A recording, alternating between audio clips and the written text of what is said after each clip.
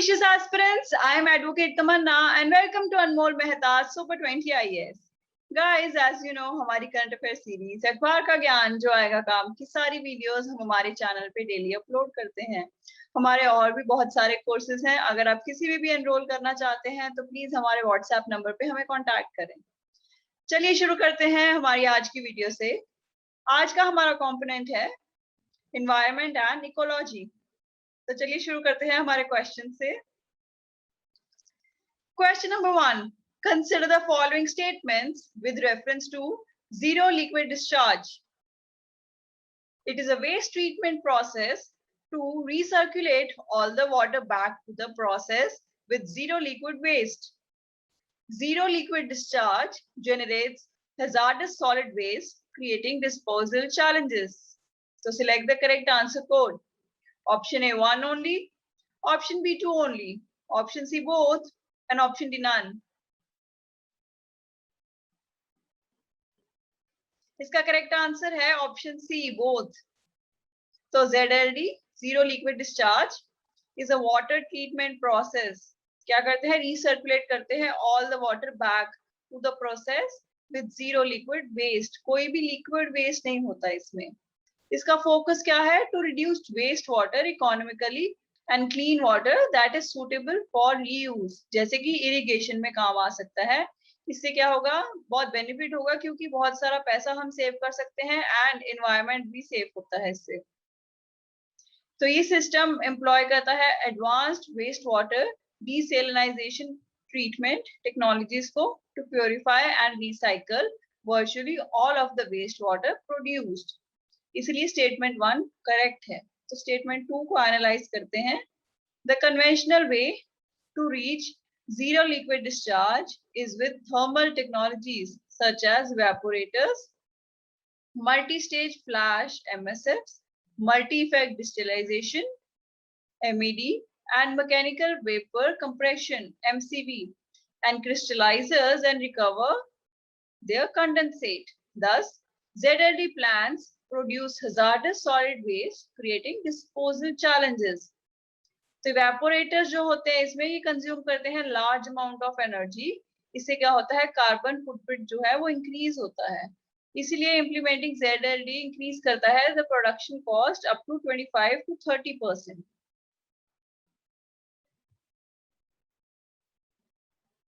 Question number 2, which of the following statements are correct with reference to Central Pollution Control Board? It was established under the Air Prevention and Control of Pollution Act 1981. It coordinates the activities of state pollution control boards by providing technical assistance and guidance and also resolves disputes among them. CPCB has the responsibility to regulate and control noise producing and generating sources. Select the correct answer code. Option A 1 and 2, option B 2 and 3. Option C 1 and 3, and option D 1, 2 and 3. तो इसका correct answer है option B.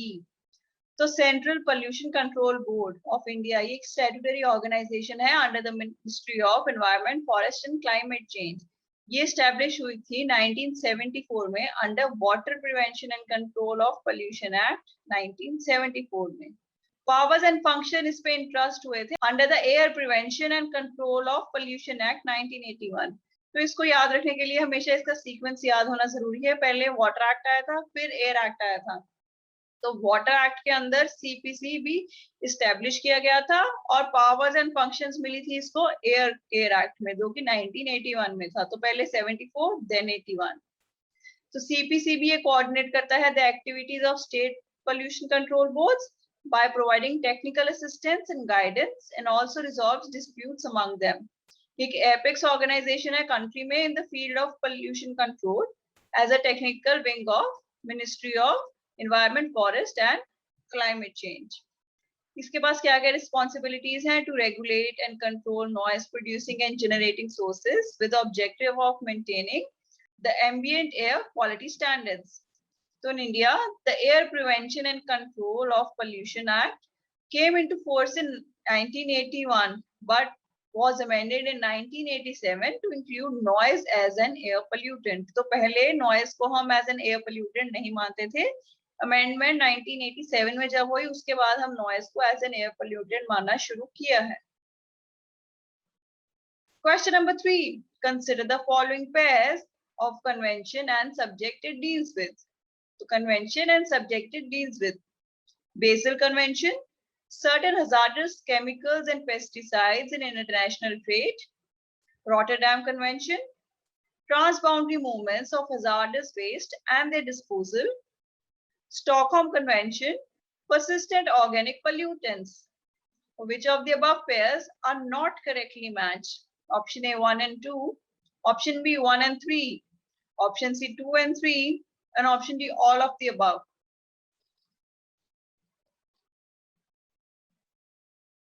तो इसका correct answer है option A.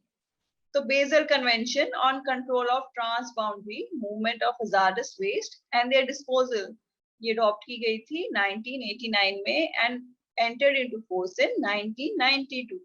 तो Basel convention का objective क्या है? To protect human health and the environment against the adverse effect of hazardous waste. तो ये डील करती है हजार्डस वेस्ट से.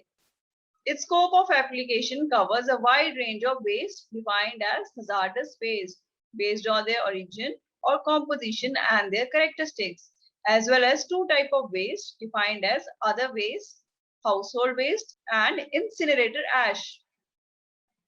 तो बेसल कन्वेंशन को याद रखने के लिए पहली बात ये 1989 में आई थी, came into force in 1992 और ये hazardous waste से डील करती है. Next है Rotterdam Convention on the prior informed consent procedure for certain hazardous chemicals and pesticides in international trade. It was adopted in September 1998 और entered into force in 2004. इसको jointly administer करते हैं Food and Agriculture Organization FAO and UNEP. It creates legally binding obligations for the implementation of the prior informed consent procedure. It is built on the voluntary PIC procedure initiated by UNEP and FAO in 1989. तो ये hazardous chemicals and pesticides से deal करती है. Stockholm Convention on Persistent Organic Pollutants. It was adopted in May 2001 and ये in force आई थी 2004 में. ये global treaty है to protect human health and environment from chemical POP that remain intact in the environment for long periods, became widely distributed geographically, accumulate in the fatty tissue of humans and wildlife, and have harmful impacts on human health or on the environment. तो याद रखने के लिए हम शुरू करते हैं दोबारा बेसल से. बेसल डील करती है hazardous waste and their disposal. उसके बाद Rotterdam, certain hazardous chemicals and pesticides, and Stockholm Convention ये करती है persistent organic pollutants. Question number 4. Consider the following statements. Bioassay is a test in which organisms are used to detect the presence or effects of any other physical factor, chemical factor, or any other type of ecological disturbance. Keystone species is a dominant primary producer in an ecosystem, both in the terms of abundance and influence. Which of the above statements are correct? Option A 1 only, option B 2 only, option C both, and option D none. इसका correct answer है option A 1 only. तो statement 1 को analyze करते हैं. Bioassay is a test जिसमें क्या होता है? Organisms use किए जाते हैं to detect the presence or the effects of any other physical factor, chemical factor, or any other type of ecological disturbance. तो bioassays ये बहुत common है in pollution studies. Bioassay कैसे conduct करते हैं? By using any type of organism. However, the fish and insect bioassays are very common. इसका aim क्या होता है? Either find out lethal concentration or effective concentration causing mortality or other effects. Statement 2 क्या कहती है? Foundation species is a dominant primary producer in an ecosystem, both in the terms of abundance and influence. For example हम कह सकते हैं kelp इन kelp forest जो होते हैं, कोरल एंड कोरल रीफ्स, तो ये क्या होते हैं, ये फाउंडेशन स्पीसीज क्या होती है, डोमिनेंट प्राइमरी प्रोड्यूसर हो गया ना इनका। तो कीस्टोन स्पीशीज क्या होती है, is a species whose addition to or loss from an ecosystem leads to major changes in abundance or occurrence of at least one other species. Certain species in an ecosystem is considered more important in determining the presence of many other species in the ecosystem. तो ये तो बहुत basic है। तो all top predators like tiger, lion, crocodile and elephant ये consider किए जाते हैं keystone species because it regulates all other animals population indirectly. तो प्रीडेटर्स क्या होते हैं, ये बहुत ही इंपॉर्टेंट होते हैं और इनको कंजर्व करना उतना ही इंपॉर्टेंट है। तो स्टेटमेंट 2 यहाँ इनकरेक्ट है। Question number 5, consider the following statements. Usage of diclofenac for treatment of domestic animal was a major cause of decrease of vulture population in India. Red-headed vulture is on critically endangered list of IUCN but not listed under Schedule 1 of the Wildlife Protection Act 1972.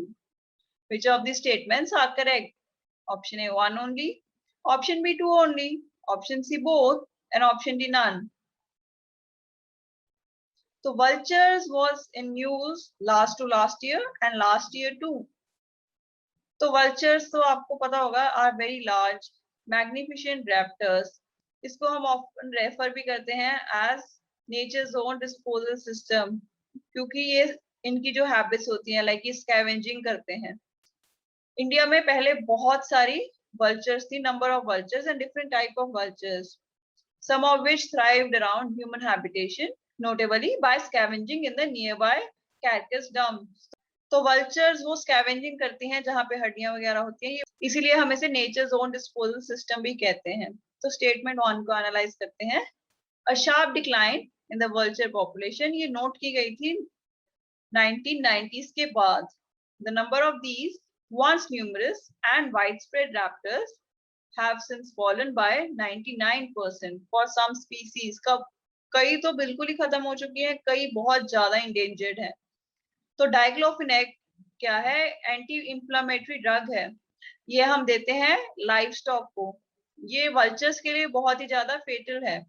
तो veterinary formulation of diclofenac has been banned उसके बाद, and the number of some vultures are stabilizing and in some cases recovering. तो statement 1 correct है।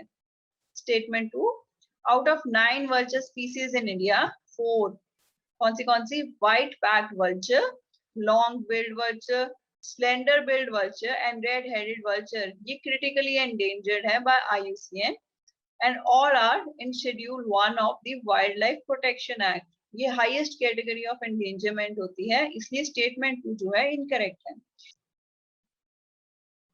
Which of the following is a plant succession limited by water availability? Zero seed, hydroseed, समोरसीड, लिथोसीड। तो इसका correct answer है option ए, zero seed. तो चलिए बाकी सारे options के बारे में पहले जानते हैं। सेमोसीड, an ecological succession that began life on newly exposed coastal sand. तो मोस्ट कॉमन कौन से होते हैं, sand dune systems. Zero seed क्या है, plant succession that is limited by water availability. It includes the different stages in a Xerac succession. So Xerac succession क्या होता है, ecological communities में originate होता है in extremely dry situations such as sand deserts, sand dunes, salt deserts and rock deserts, etc.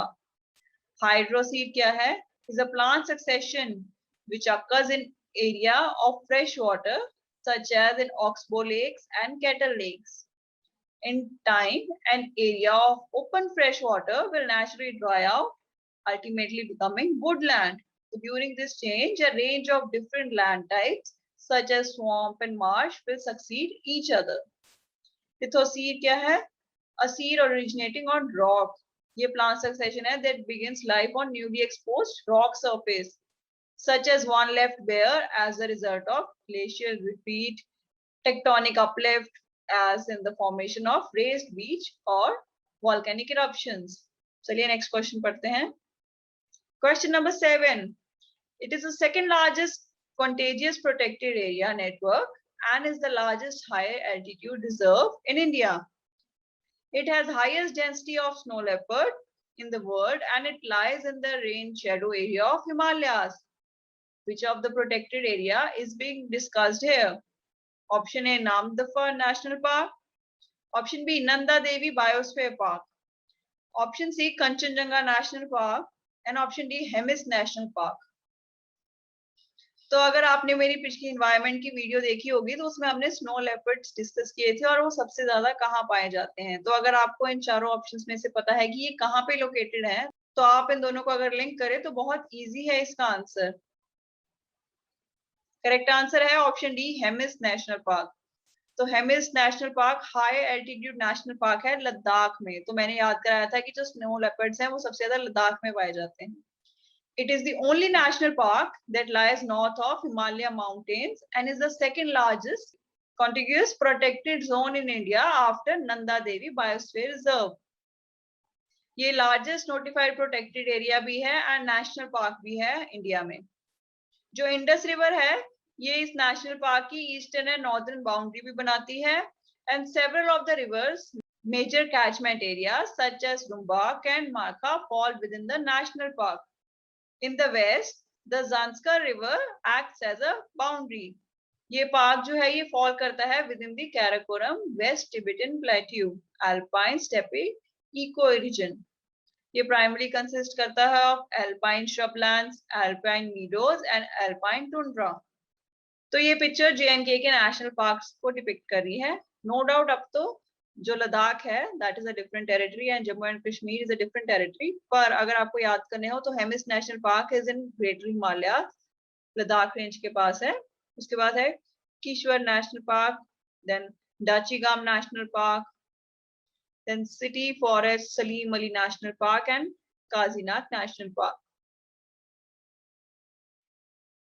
Question number 8. The term Fujiwara effect was in news with reference to option A, effect of used nuclear energy.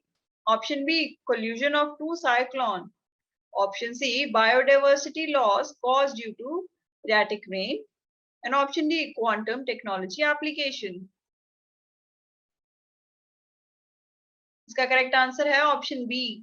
तो Fujiwara effect also known as Fujiwara interaction और binary interaction ये phenomena है जो अकर होता है when two nearby cyclone vortices move around each other and close the distance between the circulations of their corresponding low pressure areas. The effect is named after Seikui Fujiwara. ये Japanese metrologist थे जिन्होंने ये initially describe किया था इस effect को.